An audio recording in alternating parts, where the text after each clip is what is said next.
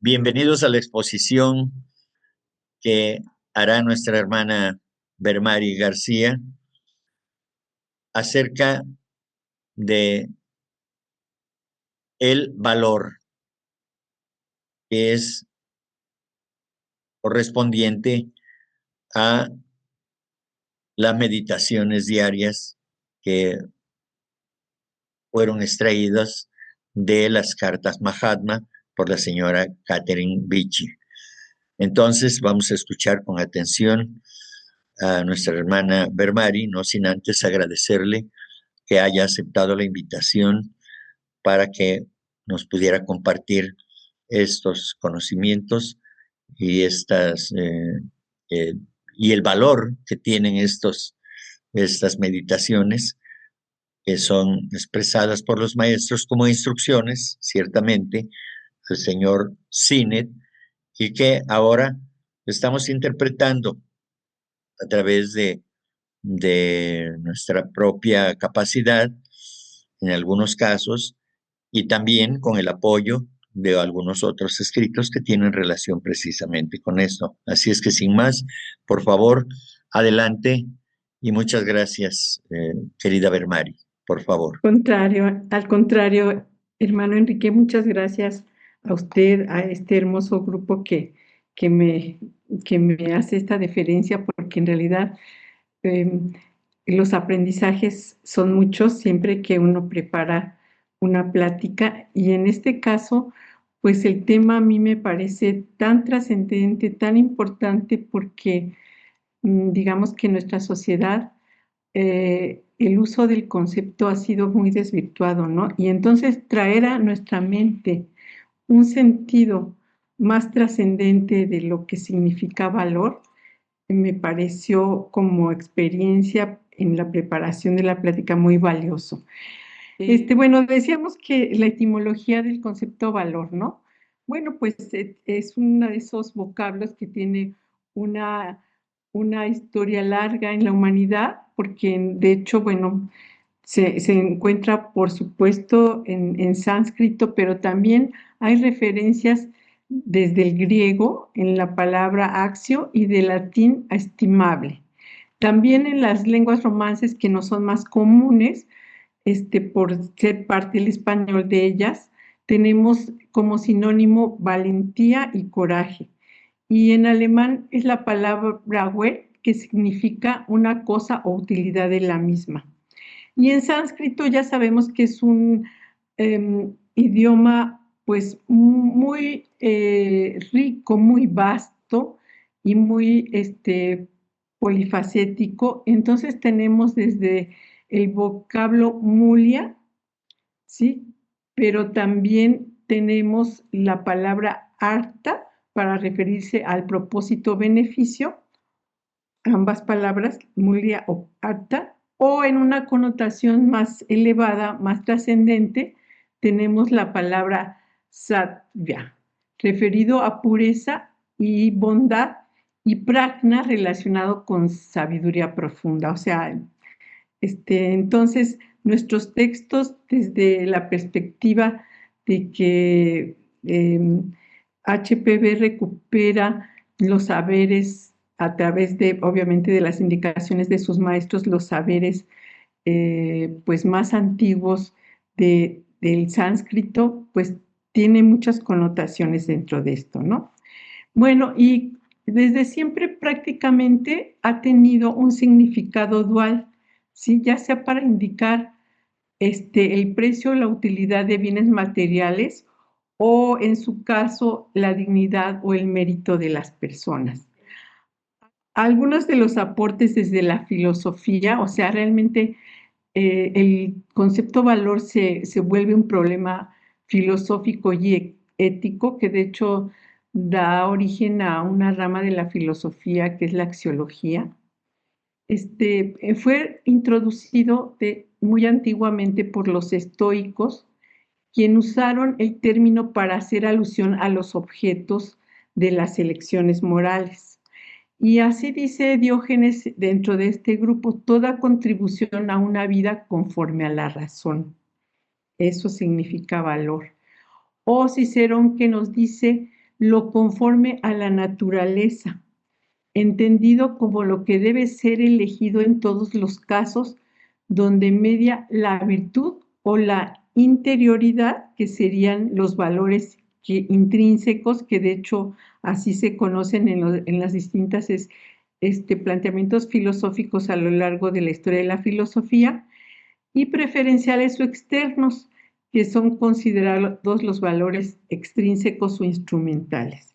Entonces aquí ya tenemos claramente una situación en la cual el concepto valor puede tener una connotación instrumental, como lo conocemos cuando hablamos del valor de una moneda, por ejemplo, o una connotación de un valor trascendente o intrínseco, como estaría designado cuando se aplica a una virtud, ¿verdad? A una virtud humana. Y bueno, a lo largo de todo este tiempo ha habido notables filósofos como Hobbes, Kant, Nietzsche, que han aportado mucho a la reflexión del valor, y también desde la filosofía política también hay muchos aportes diversos en nuestros días donde se discute esta parte del valor intrínseco con relación al valor extrínseco. Y en ese sentido, pues en la economía hay incluso una teoría del valor, ¿no? Que fue encabezada por un notable economista, como es Karl Marx, pero tiene una connotación totalmente utilitaria. Bueno, es un breve marco conceptual, que bueno, yo tuve la oportunidad de consultar este muy buen diccionario de filosofía que está en el canto de la hoja, para dar entrada realmente a nuestro tema, que por supuesto en adelante vamos a hablar eminentemente del valor intrínseco, ¿no? De estas cartas que, como refirió el maestro Enrique, el hermano Enrique, realmente tienen esta importancia en tanto que fueron compartidas a CINET, primero por Blavatsky y después eventualmente por algunas otras, fueron entregadas de otras maneras, ¿no? Incluso en las cartas mismas dice que los únicos que podrían entregarle cartas serían Blavatsky y Olcott, y eventualmente Damodar.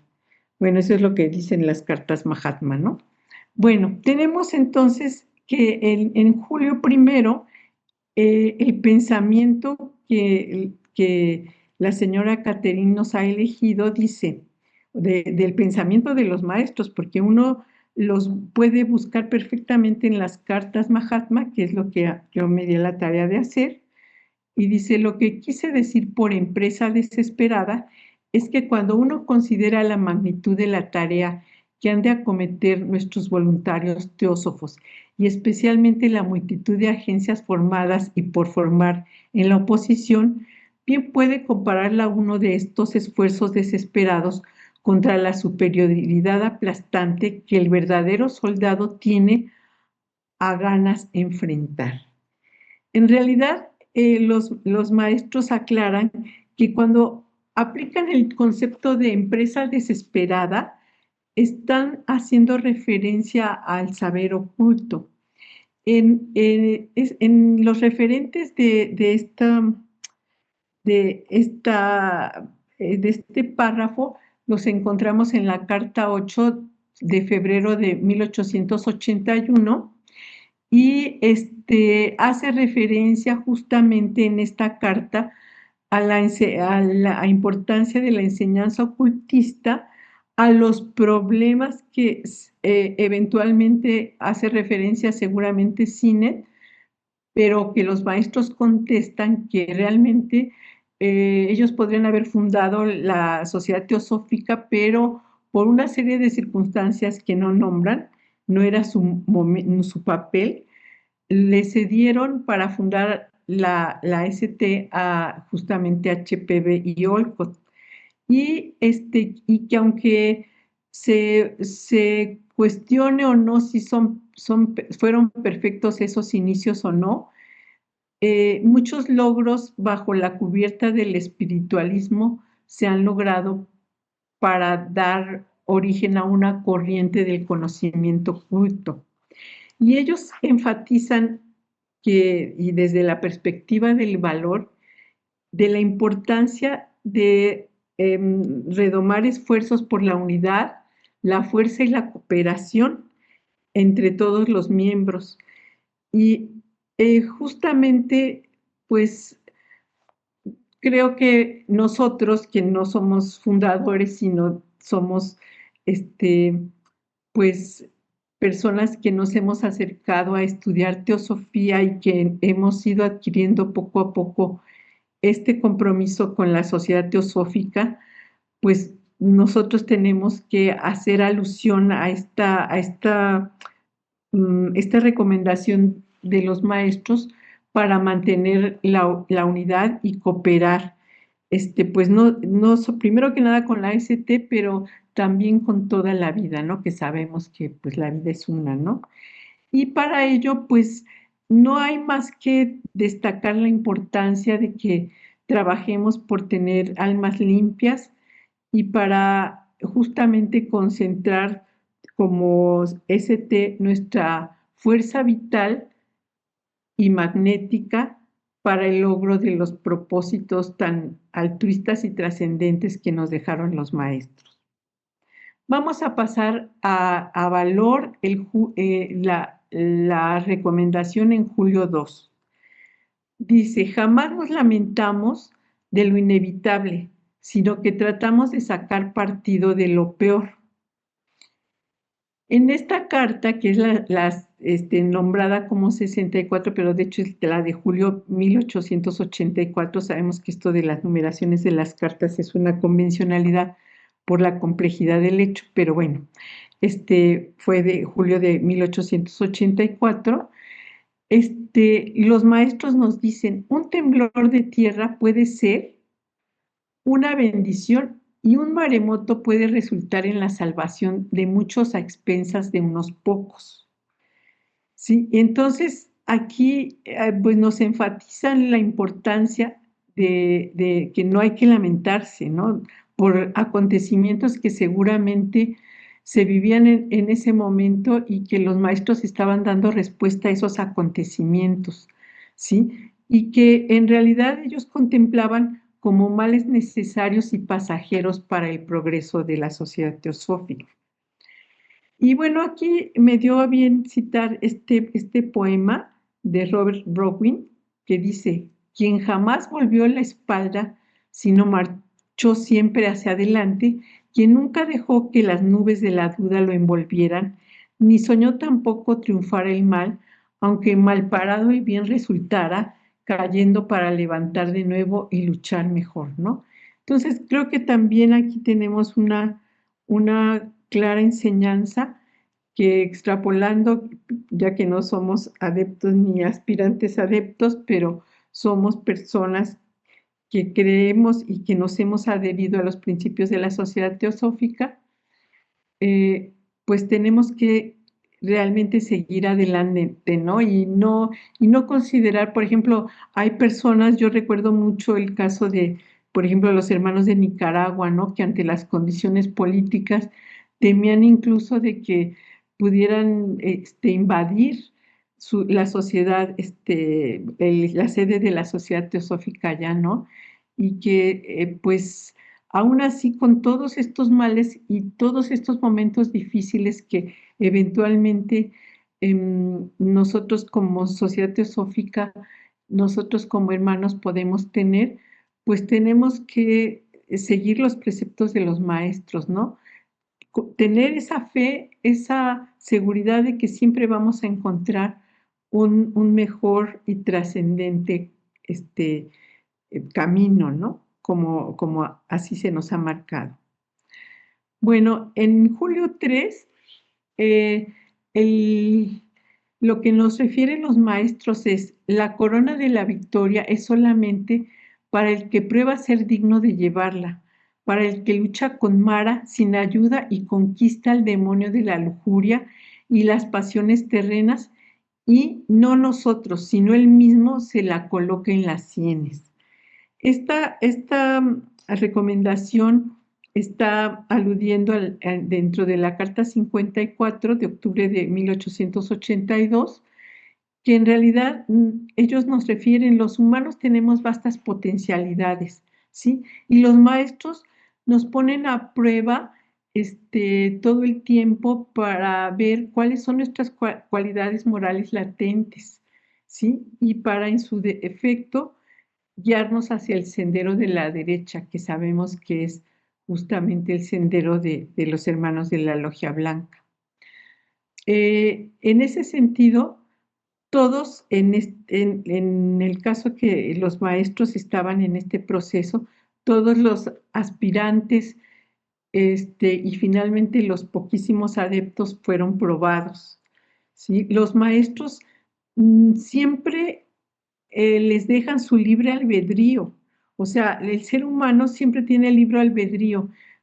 Sin embargo, los maestros en esta serie de pruebas nos acompañan, nos guían y nos advierten, pero no pueden tomar decisiones por nosotros, ¿sí? Por eso dice, él mismo, o sea, uno mismo al vencer la lujuria, al vencer a Kama, que sería Mara, nos estamos colocando pues la corona de la victoria en las sienes, ¿no? Entonces, pues aquí nos queda también reflexionar sobre en la vida común de cada uno de nosotros, pues está este objetivo trascendente, pero también están que las alegrías y las tristezas, que el placer y el dolor, pues son formas que nos da la vida y las N vidas que hemos llevado para aprender y para ser probados, ¿no? Para ser probados justamente en nuestras cualidades morales y en nuestro respeto a la unidad de vida que somos. Bueno, en julio 4, el pensamiento que Catherine nos extracta de las cartas de los Mahatmas son: no era una frase sin sentido la del Tathagata. ¿Quién es el Tathagata? Es Buda, es lo más alto, o en su caso más genéricamente hablando, son los espíritus más altos, según nos dice el glosario teosófico, son la parte espiritual más alta inmediatamente después del uno, ¿sí? Y en este caso, bueno, se aplica en el budismo al estado búdico. Dice, por tanto, esta frase no es sin sentido. El que domina al yo es más grande que el que conquista a miles de batallas. No hay otra lucha tan difícil. Si así no fuera, el adeptado no sería sino una barata adquisición, dice el maestro Kach. Esto está referido dentro de la Carta 54, octubre de 1882. ¿Sí? Y dice aquí también que, bueno, por todas estas dudas que Sinet siempre está planteando a los maestros y le contestan que solo aquellos que pueden proveer las consecuencias últimas de las cosas pueden juzgar las acciones de los maestros de sabiduría, ¿sí? Y aquí tiene que ver que esto que siempre es muy común en el ser humano, frente al ser humano, de estar observándose y diciendo lo que se hace bien o se hace mal, y seguramente en este caso, bueno, Sinet con los fundadores de la Sociedad Teosófica. Pero, pues, lo más importante es que las últimas cosas solo pueden ser juzgados cuando tenemos la sabiduría, ¿no? Entonces, lo que aparenta mala fe, ¿sí? En realidad, por ejemplo, las observaciones de los maestros, que pueden ser duras en su momento, en el contexto en que se escriben estas cartas, dicen ellos, puede ser una lealtad verdadera y benevolente, ¿no? Y eso es mucho lo que pasa si pensamos, por ejemplo, en los padres, ¿no? Un buen padre que no le permite al hijo acercarse al fuego, ¿no? Porque sabe que se va a quemar, ¿no? Y a lo mejor lo reprende, de manera fuerte y se siente agredido, pero a la larga, pues vemos que hay un sentido amplio de lealtad y verdadera benevolencia en un acto como este. Lo estoy poniendo en un plano muy básico, pero finalmente los maestros hablan de niveles pues muy elevados de pruebas y de circunstancias, ¿no? Y en ese sentido tenemos que considerar que la vida es una gran escuela y pues realmente los acontecimientos que tenemos en ella son nuestros maestros. El valor surge y crece pues vida tras vida con el sacrificio de la personalidad, la fe y el amor.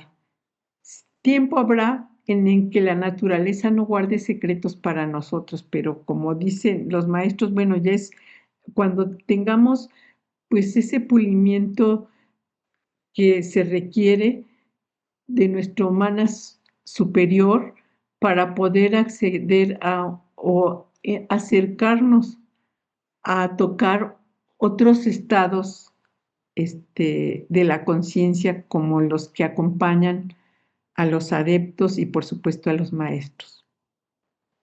Bueno, ahora pasamos a julio 5.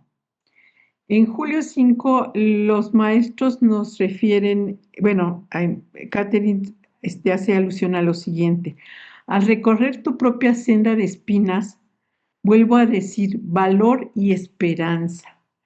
Qué importante es esta pequeña frase, es tan trascendente. Y los maestros hacen alusión a estos contenidos en la carta 48 de marzo de 82 y habla del grado de diligencia y celo con el cual el estudiante busque el significado oculto. Es en general la prueba de hasta dónde él tiene derecho a la posesión de un tesoro tan enterrado, ¿no? O sea, en el camino necesitamos nosotros, pues, transitar por ese camino de espinas, pero siempre con mucho valor y mucha esperanza. No debe caber la depresión entre los aspirantes. La esperanza diferida no es una esperanza perdida. Las condiciones pueden mejorar. Por eso de ahí la esperanza, ¿no? Ante los hechos que pueden considerarse como fracasos, siempre tenemos que tener esperanza, ¿no? Y en el Bhagavad Gita se habla de la habilidad en acción. Esto requiere práctica, errando muchas veces y sufriendo las consecuencias de estos hierros. Nos enseña el dolor y la justa retribución. Son grandes enseñanzas esto de caminar por las espinas. Y dice Luz en el sendero: en lo más profundo de tu naturaleza encontrarás la fe, la esperanza y el amor.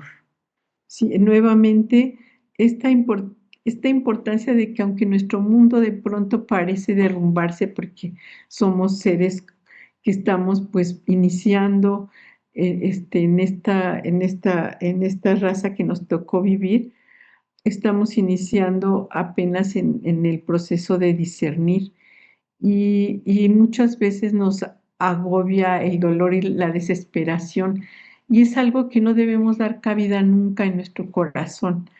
O si lo damos, eventualmente sacudirnos, porque cuando entendemos esto tan maravilloso que nos ha enseñado la teosofía, no podemos más que tener fe en que lo que vivimos y lo que podamos vivir en adelante no nos puede más que conducir, si ponemos lo mejor de nosotros mismos, a un camino trascendente donde predomine eminentemente el amor, ¿no? Y bueno, donde nosotros ya desde ahora tenemos que ejercerlo.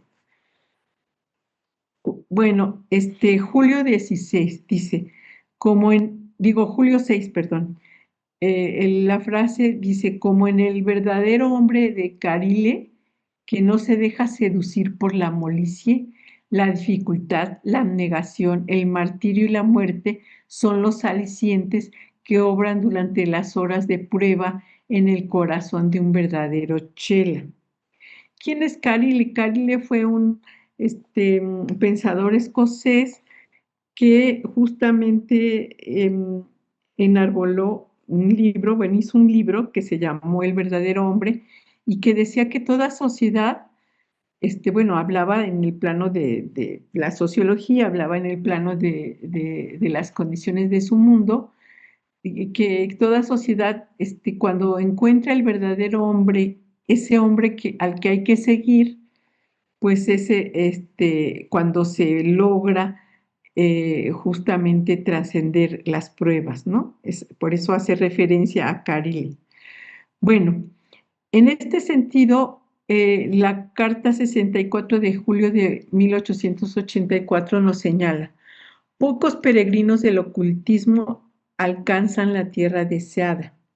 A menos que un chela sea abnegado espiritualmente, además de físicamente, deberá perecer como chela, ¿sí? Entonces, hay muchas dificultades en el camino, pero la abnegación espiritual es una, y también la física, y lo sabemos, por ejemplo, con nuestra amada Elena Petrovna, sabemos que ella es justo una representante que da fe de su chelado en base a haber sufrido tanto una serie de condiciones espirituales como físicas muy duras, muy difíciles, mientras estuvo en este plano. Bueno, y aquí nos señalan los maestros que justamente el egotismo personal, la vanidad, la presunción, son los rompientes en contra de los cuales la causa del chelado pues están en su fase probatoria, ¿no? O sea, todas estas pruebas nos son puestas y nos tenemos que enfrentar justamente a ellas, encontrarlos a través del autoconocimiento y tenemos ese libre albedrío para ir por el camino de la vida y aceptar que el sufrimiento que nos toca debe ser en nuestro maestro para poder crecer en misericordia y justamente mejorar ese autoconocimiento que tenemos y desarrollar ese corazón comprensivo y gentil. Y esa es nuestra primera prueba, ¿no? Ser personas comprensivas y gentiles, mínimamente dedicarnos un tiempo largo, o sea, de toda la vida a conocernos es como muy importante, ¿no? De vivir.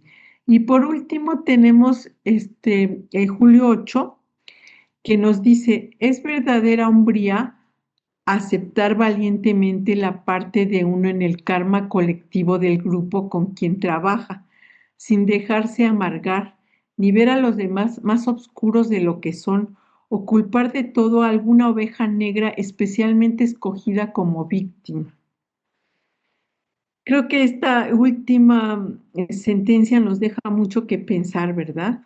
Porque creo que, al menos yo, pero creo que nos es muy comunes como hermanos, siempre tener periodos en que culpamos a los otros de lo que no va bien en el transcurso de nuestras vidas, incluso de lo que no va bien en las organizaciones a las que pertenecemos, ¿no? O sea, es muy fácil culpar a los otros, pero lo que deseable es que asumamos estas condiciones adversas que podemos tener en el trabajo, en la familia, eventualmente dentro de nuestras organizaciones teosóficas, debemos aceptarlo como parte del karma de grupo que nos es conveniente atender. Y aquí la carta de octubre de 1884 nos dice que justamente esto que acabo de leer es a propósito de esta arenga que, bueno, no es arenga, esta serie de fundamentos que refiere el maestro del trato que de manera injusta le reciben tanto Olcott como HPV para culparlos del estado de cosas, ¿no? Pero pues independientemente de que todo no iba bien, ellos son conminados por los maestros a hacer ese trabajo y también son elogiados porque dicen que ellos no son egoístas, no fueron egoístas y estuvieron dispuestos a sacrificarse a sí mismos por el bien de otros. En este caso también es importante señalar que los maestros señalan algo que me llamó mucho la atención porque el hermano Enrique lo dijo hace un rato mientras se estudiaba el texto de la logia.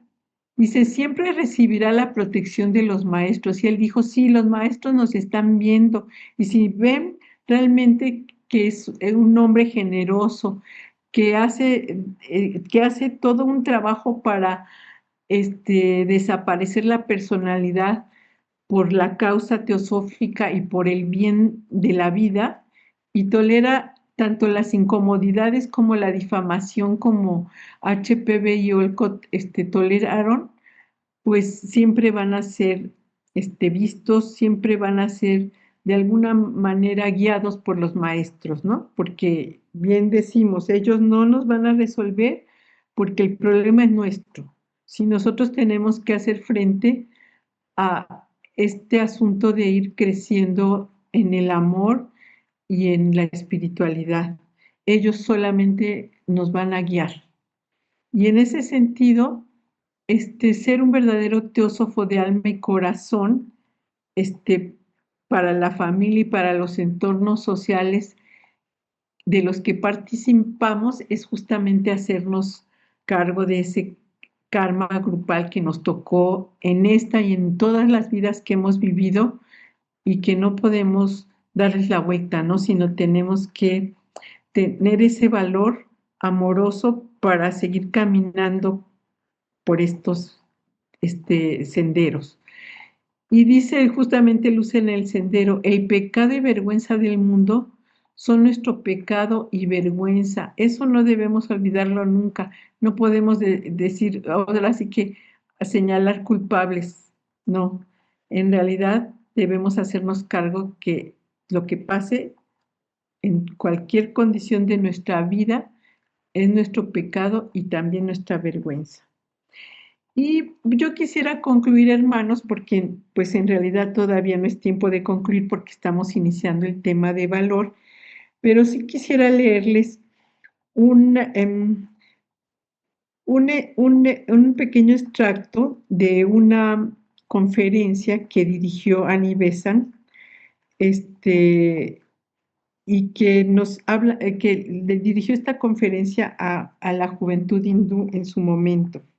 Y dice lo siguiente: nunca olvidéis que la vida solo puede vivirse rectamente e inspirarse en forma noble si la tomáis con valor y gallardía, como una aventura espléndida en que os adentráis en una tierra inexplorada para enfrentaros a innumerables peligros y sinsabores, pero también alegrías para volver a encontrar a muchos camaradas, para ganar y perder batalla tras batalla. Y si además de nuestros principales maestros, y bueno, también por supuesto Annie Besant, fue una gran guerrera en toda la extensión de la palabra, y estas palabras creo que son tan trascendentes para todos nosotros porque nos dejan en el fondo justamente no solamente el hecho de enfrentarnos ante la adversidad y ganar batalla tras batalla contra nosotros mismos, siempre es contra nosotros mismos, sino además esa condición importante de entusiasmo y esperanza que siempre tenemos que tener. Hermanos, muchas gracias, es todo. Quedo a su disposición. Muchas gracias, Bermari. De una manera sencilla pero muy clara, nos haces llegar esta interpretación a las instrucciones que en su momento dieron los maestros, al señor Siret y a otros, de tal manera que el valor es una parte fundamental del desarrollo del chela, del discípulo, del aspirante al discipulado, porque esta última parte fundamentalmente, eh, cuando dice que el hombre debe tener el valor de aceptar el karma que corresponde al grupo en el que se desenvuelve, ¿no? Yo creo que se refiere al grupo de chelas, de aspirantes y demás, ¿no? Pero eso lo podemos traducir y lo podemos trasladar también a la vida cotidiana de cualquier ser humano que ya haya estudiado la ley de karma y que entonces podemos aceptar, debemos aceptar, tener el valor de reconocer eh, lo que nos corresponde, eh, ya sea que fundamentalmente estemos viviendo eh, a través de cometer errores, pero que tengamos que el valor de reconocer que estamos mal. Ese es un buen principio, el reconocer ya que algo anda mal, podemos de esa manera iniciar el proceso de reconstrucción o de volver los pasos por el sendero adecuado para que nosotros podamos hacerlo, ¿no? Entonces, esta virtud del valor es fundamental en muchos aspectos de la vida de los discípulos, de los aspirantes sobre todo, pero también, repito, se puede aplicar perfectamente a la vida del hombre común y corriente. Desde luego, aceptando que ya tiene un cierto estado de conciencia para poder visualizar estos asuntos de la ética personal de cada quien, ¿no? Y la ética en general para poder aplicar estos conceptos en la vida práctica que tenga cada uno. Así es que, pues te agradezco nuevamente por tu colaboración y entonces ahora vamos a abrir la sesión de preguntas y respuestas o de participación de alguna otra manera. Adelante, hermanos, por favor. Gracias. Muchas gracias, Bermari. Mari, muchas gracias. Está muy bonita la plática que tuviste, sobre todo porque aquí hay algo que me llamó y me detonó y me confrontó, que es acerca de aceptar los errores que cometemos nosotros en nuestra vida y obviamente tratar de enmendarlos, ¿no? Ahí es más que nada, yo siento que es la parte de la integridad de cada persona, ¿no? Y sobre todo, como decía Enrique, el valor que tenemos, ¿no? Para poder asumir nuestras propias responsabilidades. Mi pregunta más que nada es, ¿tú cómo consideras esto, Bermar, dentro del ser humano? Es decir, tenemos que tener ese equilibrio que necesitamos para poder trascender, ¿no?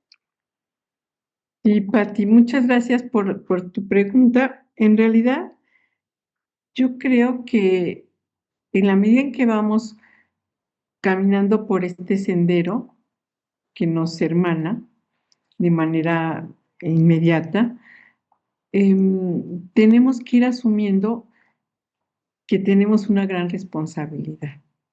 Creo que la clave es esa, una responsabilidad enorme, tanto por lo que nos sucede, ¿sí? Ya sea por karma o y de hecho no por karma pasado, sino incluso por karma presente, ¿no? Como también el hecho de que si nosotros nos vemos desde un punto de vista mm, egoísta, que nos victimizamos, o sea, cuando nosotros nos victimizamos, estamos siendo faltos de amor, ¿sí? Ahí no estamos siendo responsables de que somos ahora o en el pasado agentes de lo que nos sucede ahora, ¿no? Entonces, por eso creo que tenemos no sé, no me acuerdo hace poco dónde escuché o dónde vi, que hablaba justamente de eso, que la victimización va más ligado a la parte del odio, ¿sí? Y no al amor. Entonces, enfrentémonos a lo que nos toca vivir, pues con la esperanza de que eso va a pasar y de que debemos dar lo mejor de nosotros dentro de las peores circunstancias. A veces podemos salir de ahí, pero a veces no, porque simplemente, por ejemplo, familiarmente nos toca una situación muy compleja, no podemos salir de ahí, ¿verdad? Pero podemos hacernos responsables de que eso es lo que nos toca en esta vida y dar lo mejor de nosotros mismos. Bueno, eso es lo que considero y es, digamos, un trabajo que cada uno va haciendo y yo al menos no perfectamente, pero poco a poco voy haciendo algo al respecto, ¿no? Es lo que puedo compartirte, Patti. Muchas gracias, Vermari. Sí, porque somos seres imperfectos todavía, que no alcanzamos ese grado de conciencia, ¿no? Sí, pero ahí vamos, cuando menos ya lo sabemos. Muy bien, gracias, Patti. Gracias, Vermari. Adelante, Rosy. Pues aquí, ya sabes, echándole la porra aquí a mi Vermari que se la rifó.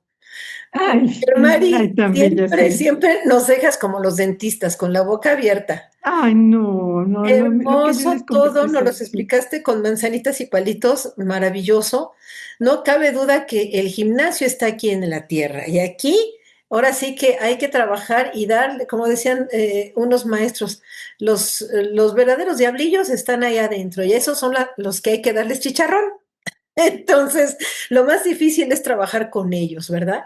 Y me acuerdo que nos ponían un ejemplo cuando éramos chicos, mi mamá, que pues ella era toda una estudiante del yoga y una Rosacruz, nos decía, todos somos como una pecera gigante llena de miles y miles de bolitas adentro de esa pecera y cada una tiene un ego, un yo inferior. Entonces, con ese hay que trabajar, hay que hay que autoobservarlo, decía, hay que ponerlo en el sillón de los acusados y pues reclamarle que por él hemos tenido hemos cometido muchas tonterías, nos ha hecho sufrir, nos ha hecho cometer barbaridad y media, o sea, ponerlo, pero ahí en el de los acusados, decirle muchas cosas, reconocerlo, observarlo y trascenderlo, nos decía. Y cuando se presente, ya no te va a dañar tanto porque ya lo conoces, ya lo comprendes y ya no es tan fácil que te domine. Claro, es una tarea titánica con la que tenemos que trabajar con todo esto, ¿no? Y los maestros, como dicen, todos no están afuera, están dentro de nosotros, pero siempre buscamos la forma de, pues, de justificarnos, ¿no? Y eso es lo más terrible, la justificación. Eso, Pues hay que sí. trabajar con ellos, que es lo más difícil. El verdadero gimnasio está aquí. Y bueno, pues una gran lección, ¿no? Inclusive siempre que Enrique nos comenta este poema la maestra Blavatsky, bueno, a mí siempre se me hacen las de cocodrilo porque es divino, divino, divino. No, no hay para mí un poema más hermoso y compasivo que este que acaban de mencionar. Se me hace muy, muy hermoso. Y fíjate que siempre lo he repetido muchas ocasiones, seguramente ustedes lo recuerdan, que una vez vi una imagen que iba un hombre caminando en una montaña, pero era hermosísimo el valle donde él iba y se veían hacia arriba las estrellas y abajo los valles, las montañas, las cascadas. Bueno, era un paisaje extraordinario, pero el hombre iba cabizbajo, iba temeroso, iba como con dolor, ¿no? Y en la parte de arriba se ve una luz que viene así como de lobos y le dice, el hombre por más que vaya solo, siempre estará acompañado de la luz del maestro. La sombra de su luminosidad siempre lo acompañará. Entonces, no temas porque dentro de ti está esa luz divina que va a iluminar tu camino. Entonces, a pesar de que pasemos las más difíciles adversidades, solamente encender esa luz y ya no estaremos, de por sí nunca estamos solos, pero recordar que no hay luz más grande la que vive en nuestro interior. Y gracias, mi querida Bermari, estuvo hermosa tu clase, hermosa. Igual que Elsie, siempre son mis maestras por un día. Me siento Ay, Cleopatra por un día. ay, Gracias, estuvo gracias, muy Rosy, linda. querida, siempre gracias por acompañarnos. Hola, ¿qué tal? Buenas noches. Adelante, Angie. Buenas noches. Muchas gracias por esta extraordinaria presentación. Mucho que aprender. Muchas gracias. Y bueno, Bermari, tengo una pregunta. Al principio de la presentación mencionaba que de todos los hechos que ocurren a nuestro alrededor y en nosotros mismos, que a veces son adversidades o que creemos que son adversidades, finalmente pues no lo son. Y que detrás de eso pues siempre hay algo muy positivo. En relación a eso, yo quisiera preguntar cómo se puede abordar el tema de la guerra y cómo se puede como leer para poder como aprender de ello y verlo no como una adversidad, sino como una oportunidad de crecimiento y el valor. Gracias. Es una gran pregunta, Angélica, una gran pregunta que pues sabemos nos acompaña en nuestro corazón la tristeza de lo que están viviendo muchos pueblos y que potencialmente puede vivir el mundo. Pero bueno, primero que nada, es muy fácil decir, bueno, pues es su karma. Sí, sí es su karma. Pero bueno, ¿qué podemos hacer ante ello? Creo que cada uno de nosotros puede hacer algo ante ello. Además de los amorosos pensamientos enviados en nuestras meditaciones para todos estos hermanos en sufrimiento, además de todos los posibles apoyos materiales que podamos hacer también, yo creo que hay algo que para mí me parece muy inspirador y es algo que hace poquito, no sé, creo que posteó el hermano Isaac y que me pareció muy importante. No sé si fue él, pero esta semana fue, que es algo que dice así como que quien, quien no tiene, que hay que trabajar por la pequeña paz, la paz en nuestra pequeña nación. Y la pequeña nación somos nosotros mismos, ¿no? Nosotros que sabemos que hay unas energías que no vemos, pero que están presentes, debemos acompañar esa paz interna personal como un agregado enorme, como la generación de un gran deva para todos aquellas personas que comparten con nosotros ese pensamiento y ese deseo, para, a partir de nuestra paz interior, de nuestra pequeña nación, hacer una gran fuerza espiritual por ella, ¿no? Parece romántico, pero yo creo que sí está presente. Para nosotros que creemos en esas energías, tiene que estar presente. Y es parte de lo que hablamos hace rato, de esa esperanza que a pesar de lo que parece muy negro, finalmente vamos a encontrar esa luz, ¿no? Gracias. Muchas gracias. Sí, me queda claro que la paz interior va de adentro hacia afuera. Gracias. Yo quisiera agregar algo a lo que muy bien ya explicó Bermari con este tema. En primer lugar, en todas las guerras, la única y gran perdedora es la humanidad. Y luego viene el asunto de que cuando aparece una guerra, pues vemos a un ejército o una nación o un grupo de naciones más poderosa que el otro y tomamos partido. Entonces, cuando tomamos partido, inmediatamente nos colocamos como parte de la guerra también. Entonces, debemos reconocer, ya lo dijo Bermari y tú también lo mencionaste, Angie, que somos nosotros los productores de la guerra. La humanidad es la productora, los individuos. Mientras no tengamos paz en nuestros corazones, mientras no tengamos paz en nuestra mente, la guerra seguirá existiendo.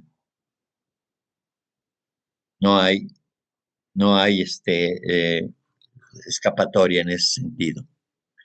La guerra es producto de nuestros pensamientos, es producto de nuestros deseos egoístas y es producto de la incomprensión acerca de la fraternidad, cuya existencia no se debe a ninguna asociación ni a ninguna religión. La fraternidad es un hecho consumado en la naturaleza y mientras no nos veamos como hermanos, entonces las guerras seguirán existiendo. Y no se va a remediar de que cuando inicia la guerra empecemos a orar, empecemos a mandar pensamientos de amor para que se aplaquen. No, mejor aplaquemos nuestras emociones, nuestros pensamientos belicosos, y es entonces cuando dentro de miles de años podrán empezar a verse los frutos. No al momento, no tenemos tanto poder como para hacer que una guerra cese al momento en que nosotros estamos orando o pidiendo porque pare la guerra. A Krishnamurti le preguntaron que acerca de ese tema, ¿se puede detener la guerra? Y dijo no, porque es como un ferrocarril que se echó a andar hace mucho tiempo y se le dio mucha potencia y ahora es imposible detenerlo hasta que se le acabe esa energía. Y somos nosotros los que proveemos a ese tren, a ese monstruo de la guerra, lo proveemos de la fuerza para poder continuar. Entonces, debemos trabajar, como bien lo dijiste, Angie, desde nuestro propio interior, desde nuestro corazón, desde nuestro ser interno, hacerlo que funcione y practicar la fraternidad, por supuesto. Es todo. Gracias. Wow, muchas gracias, qué responsabilidad, pero que es cierto, que es cierto. Muchas gracias, Enrique. A ti, Angie. Maida. Maida, adelante, Maida. Oh, hermano Enrique, quería decirle que lo que dijo es tan, aparte de la hermana Mary, pero lo que dijo referente que somos culpables nosotros. Escuché una charla en inglés del hermano Pablo Sender y estuve explicando que nosotros mismos hemos creado todo este ambiente, como pensamos, porque hasta cogemos, no debemos escoger ni partidarios, no sé si lo estoy diciendo bien, tenemos que pensar que todos somos uno, la fraternidad. Y de verdad que yo digo que cuesta trabajo porque uno ha venido tan programado, oh no, pero esto pasa porque pasó, porque se están portando de esta forma, está bien esto que esté así. No, de verdad que no es así. Tenemos que hacer una fraternidad y cuando lleguemos a eso, es lo que usted dice, cesará las divisiones y las guerras. Pero creo que en la raza esta nuestra nos queda, por lo menos estoy hablando mi personal, no nos queda mucho trabajo que hacer. Muchas gracias. Gracias, Maida. Marmari, yo te quiero Sí, hermano. felicitar por tu brillante exposición. Gracias, gracias. Y esto nos va a servir para pensar, meditar, de que lo que estamos haciendo no está bien.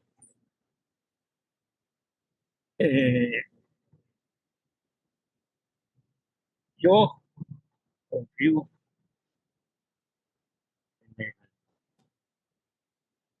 en en el alma, buddhi, manas, de que se resuelva esto.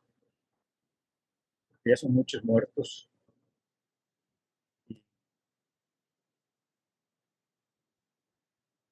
Y